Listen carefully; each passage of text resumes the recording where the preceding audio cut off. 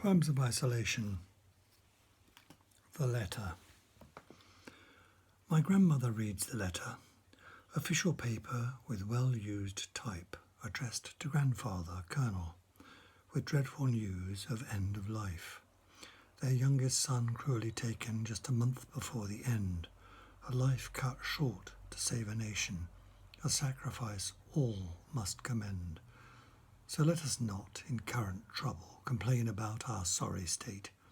Those of them that went before us did much, much more than isolate.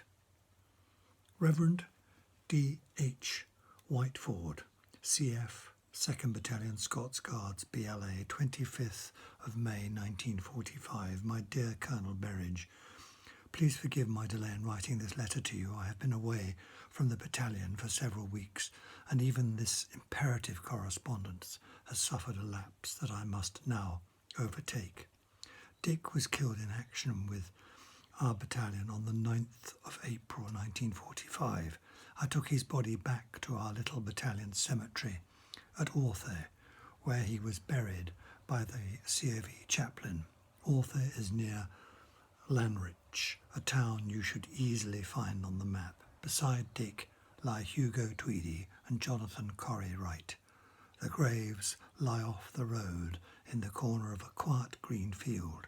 It forms a rather lovely, peaceful resting place for men who fall in the rush and heat of battle.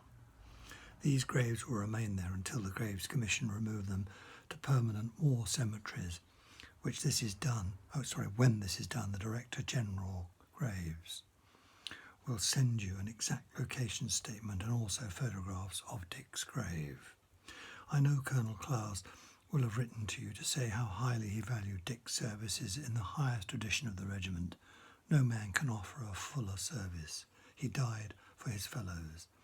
It's not in our power to render a nobler sacrifice. We who knew him and loved him can never and will never forget his youthful and high-hearted gallantry. The whys and wherefores of his going from us we will only fully understand at the end of the day. It is not given to us here to entirely comprehend the working of God with the lives of men, but this we do know, that duty done to the point of sacrifice brings men to their Calvary, which means for them to show their fellowship of the sufferings of Christ, which means also to know the power of his resurrection.